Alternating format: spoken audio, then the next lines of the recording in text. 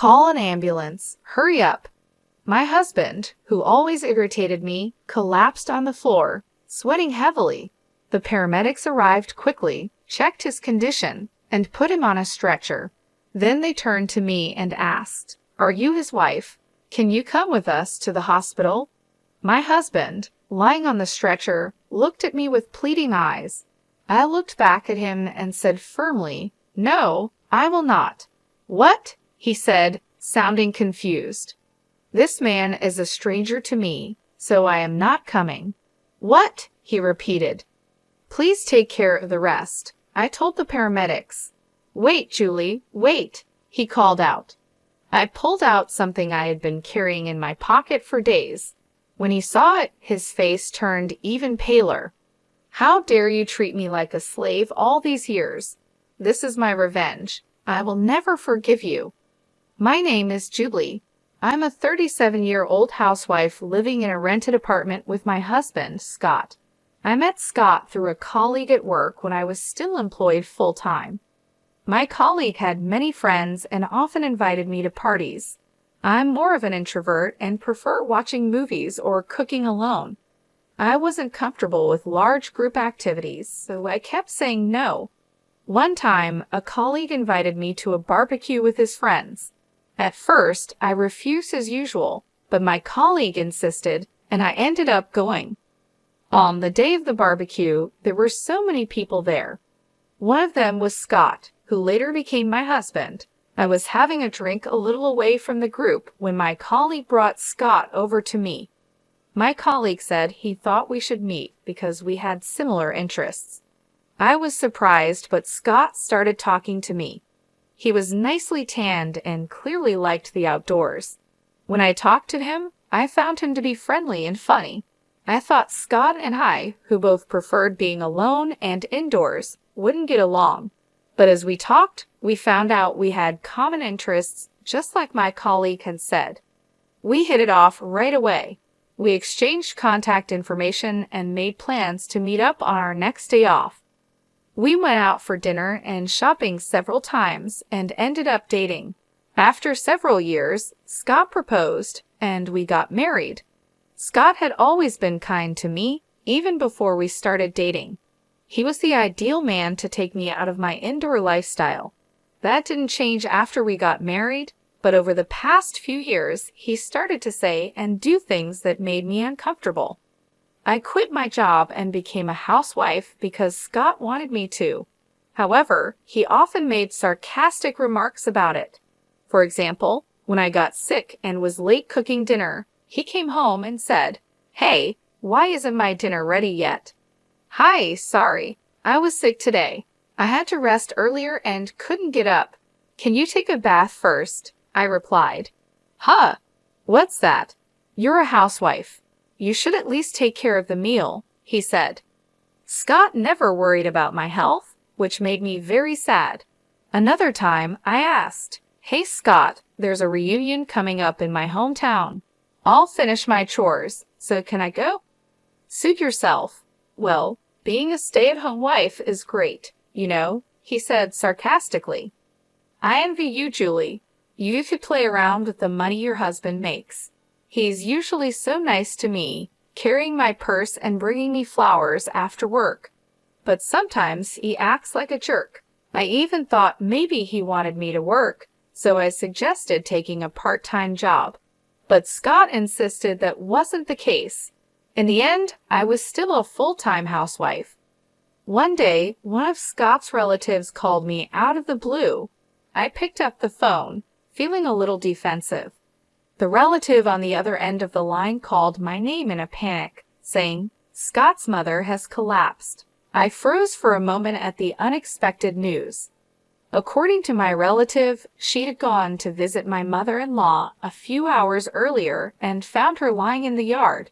She called an ambulance, which rushed to the scene and took my mother-in-law to a general hospital. I prepared myself in a panic and ran out of the house. When I arrived at the hospital, I was told her condition was still too unpredictable.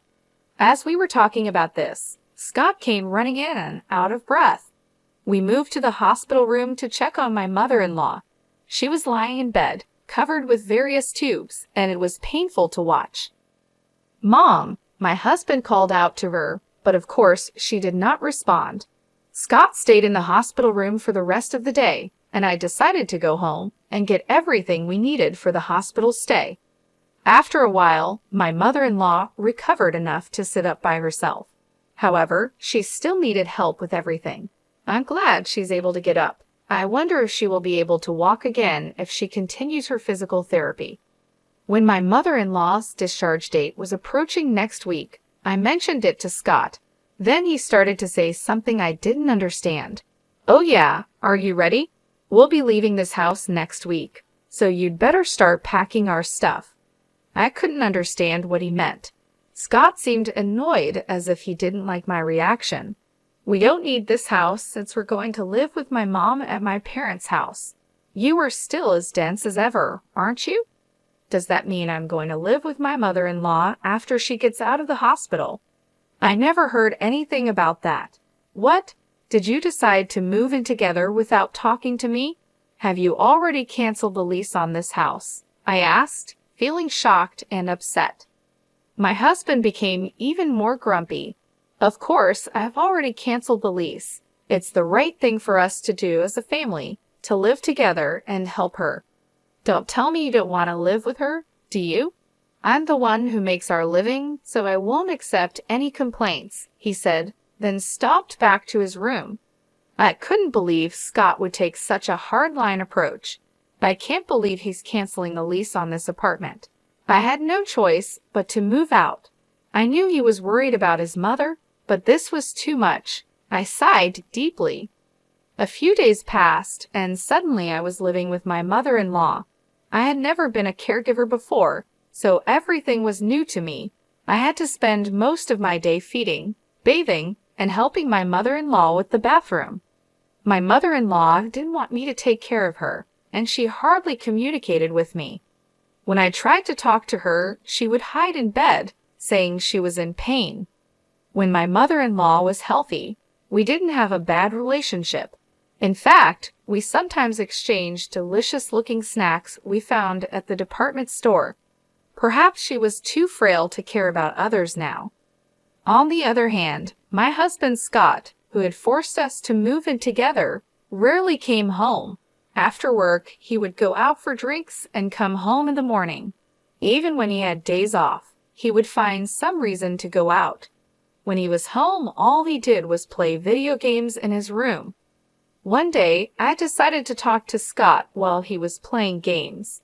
"I know you can't avoid working overtime or drinking with your colleagues, but can't you at least help me take care of your mother when you are at home? Or I would like you to help me with the housework," I said.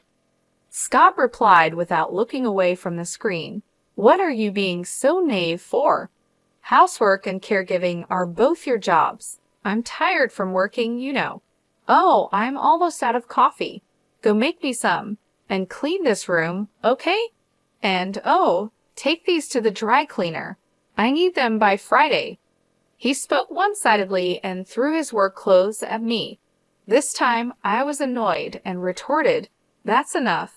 I've been doing housework and taking care of your mother every day for the past month without a break. Why can't you at least help me a little?"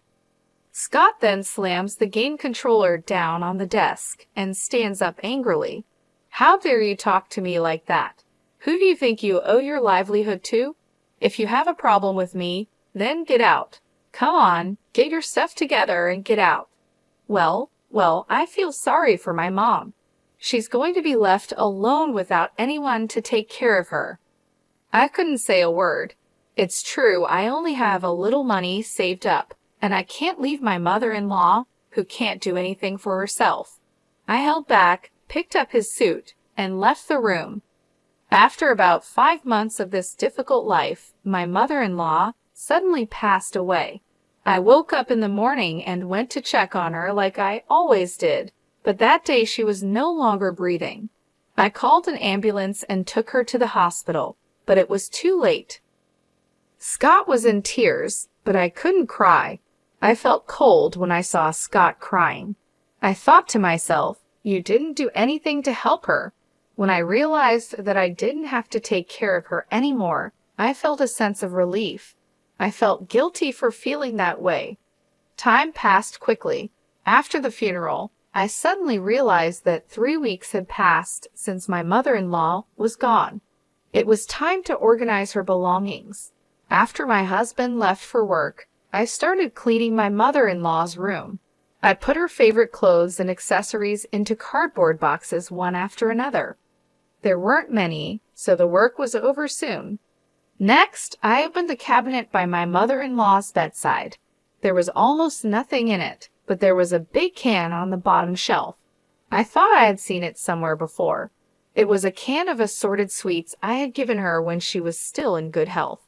I wondered why it was there. I opened the lid of the can and found a letter inside. When I picked up the envelope, I saw it was addressed to me. It read, "Dear Julie." I quickly opened it and looked inside. In trembling letters, there was a message for me. "Julie, I am sorry for making you take care of me. I was ashamed of myself for forcing you to work for me every day. I was also ashamed of my son Scott. I know how badly he treated you. Julie, you should leave him and live your life the way you want." My mother-in-law knew everything. She knew her son was selfish and that I was suffering because of it. At the end of the letter, she wrote, "I am glad I was able to spend the last days of my life with you, Julie. Thank you." At that moment, I cried for the first time since my mother-in-law passed away. It felt like everything I had been holding back was flowing out of me. I cried and cried until my tears ran dry. Then I made up my mind. I would divorce my husband. 12 days had passed since I found the letter from my mother-in-law. My husband was still treating me like a slave. "Julie, I'm missing one of my socks." "Where is it?" "Oh, and take my car to the car wash today." "You've got nothing to do, right?" He was going out with his colleagues for golf. I guess he completely forgot, but today was our wedding anniversary. Well, I didn't care about it anymore. "What are you going to do while I'm golfing?" "You can't just sit around, you know. You have to prepare dinner, clean my room, and clean the bathroom. You have a lot to do." His arrogance left me speechless. "Hey, you hear me? Bring me my sock and a jacket. Hurry up, or I'll be late." At that moment, Scott fell to the floor, clutching his stomach. He was in pain and sweating. He told me to call an ambulance, his words coming out with difficulty. I froze, feeling sad about the situation. Scott yelled at me, "Hurry up, you're really useless. Can't even call an ambulance." Hearing these words, I became strangely calm. Then I called 922, and within minutes, an ambulance arrived with paramedics. The paramedics quickly checked Scott's condition and placed him on a stretcher. They turned to me and said, "You are his wife, aren't you? Would you come with us to the hospital?" Scott looked at me with pleading eyes as he was placed on the stretcher. I looked him right in the eye and said, "No, I will not." I said it firmly, without hesitation. "What?" Scott's voice came out as if he had lost his mind. "This man is a stranger to me, so I am not coming. Please take care of the rest," I said firmly. Then I confronted Scott with something I had been carrying in my pocket for the past few days. It was the divorce papers that I had been forced to sign during a fight a while ago. My husband had always told me that if I disobeyed him, he would serve me with the divorce papers. Scott tried to snatch the divorce papers from me, but he couldn't move due to the pain. He had to lean back on the stretcher without any effort. "Excuse me, but please leave now," I told the paramedics, who finally took my husband away. In the ambulance, he must have looked like a poor husband whose wife had given him a divorce. He should be embarrassed. I watched the ambulance leave and then went back to the house. It took a long time, but the divorce papers were accepted, and the divorce was officially finalized. While Scott was in the hospital for a week, I was busy packing my belongings and sending them to my parents' house. One day, I ran into Scott at the grocery store. He looked desperate. "Julie, please don't do this to me. You love me, don't you? Please don't leave me." I admit I've made some mistakes. You listened to me no matter what I said, so I just got carried away, he said, looking completely pathetic. The divorce is already finalized. It's too late for you to act so fragile. Go ahead and live your life as you please, I replied. He looked shocked, his hands shaking and his face turning pale. Well, that's that then. Bye, I said, turning away. It had been 5 months since Scott and I had divorced. One day, Scott showed up at my parents' house. He was ringing the intercom and calling out my name so loudly that I had no choice but to see him. Sure enough, he wanted me to get back together with him. Julie, please, I can't live without you, he pleaded. I looked at him and shook my head. Scott, we're done. It's over. You need to move on, I said, trying to stay calm. He looked like he was about to cry, but I had no sympathy left for him. He had made my life miserable for so long, and I was finally free. Scott didn't give up easily. He kept coming back, trying to talk to me, trying to convince me to give him another chance. Each time, I stood my ground. No, Scott, we're not getting back together. You need to accept that, I repeated over and over. It wasn't easy. There were moments when I felt a pang of guilt, moments when I wondered if I was being too harsh. But then I remembered all the times he had belittled me, all the times he had made me feel worthless. I remembered the letter from my mother-in-law, and I knew I was doing the right thing. One day, I found a new place to live. It wasn't much, just a small apartment, but it was mine. I moved in, set up my things, and started a new chapter in my life. It felt good to be in control, to make my own decisions without anyone telling me what to do. I found a part-time job at a local bookstore. It didn't pay much, but it was enough to get by. More importantly, it gave me a sense of purpose, a reason to get up in the morning. I made new friends, started new hobbies, and slowly I began to rebuild my life. Scott eventually stopped trying to contact me. I heard through mutual friends that he had moved to another city, started a new job. I wished him well, but I was glad he was no longer a part of my life. Looking back, I realized that leaving Scott was the best decision I had ever made. It wasn't easy, and it took a lot of courage, but it was worth it. I was finally free to be myself, to live my life on my own terms. And that was the greatest gift I could have ever given myself. When I kept quiet, he began to tell me about his current life. I can't cook because you always did all the housework, he said. Now, I only eat TV dinners or go out to eat. He admitted he had gained 20 pounds since the divorce. It was clear to see the extra weight on his face and stomach. He went on, I don't know how to do laundry either. My shirts are wrinkled and smell bad, making me look dirty. It was true his clothes were a mess, and he looked unkempt. I finally realized how much you did for me, Julie. If I don't fix this, people at work won't respect me, he said, starting to cry. But I knew those tears were just to make me feel sorry for him and get me back to being his servant. There was no way I was going back to that life. If you don't leave, I'll call the police, I said firmly, treating him like a stranger. Scott got scared and left the house, crying. I'm sure he won't bother me anymore. At least, I hope so. My ex-husband seems to be having a hard life now, but I am doing quite well. I stayed at my parents' house for a while, but now I rent a small apartment and live alone. My standard of living is lower than when I lived with Scott, but I enjoy having my own time and space. I thought it would be hard to find a job at my age, but a friend of mine knew someone who was retiring, and I got a job to take her place. I feel so happy to spend time and money only on myself without anyone telling me what to do. From now on, I want to take care of myself at my own pace. It's the beginning of a new chapter in my life. I have learned to enjoy the little things, reading a book in peace, cooking my favorite meals, and decorating my apartment just the way I like it. Scott tried to contact me a few more times, but I ignored him. Once, he showed up at my parents' house, ringing the intercom and calling my name loudly. I had no choice but to see him. He pleaded with me, saying, "Julie, please, I can't live without you." I looked at him and shook my head.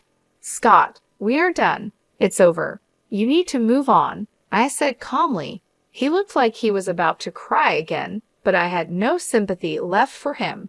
He had made my life miserable for so long, and I was finally free. I started making new friends and picking up new hobbies. I joined a book club and started taking yoga classes. I even took a cooking class and learned how to make new dishes. My life was finally my own, and I loved every moment of it. One day, while walking in the park, I ran into an old friend from school. We talked for hours, catching up on lost time. It felt good to reconnect with people who knew me before I was married. It reminded me of who I was and who I wanted to be. Looking back, I realized that leaving Scott was the best decision I had ever made. It wasn't easy, and it took a lot of courage, but it was worth it. I was finally free to be myself, to live my life on my own terms. And that was the greatest gift I could have ever given myself. Every day, I wake up with a sense of peace and happiness. I am no longer bound by someone else's expectations. I am living for myself, and it feels wonderful. I am excited about the future and all the possibilities it holds. From now on, I will take care of myself, follow my dreams, and live my life to the fullest. This is just the beginning of a new and exciting chapter in my life. I am ready to embrace it with open arms.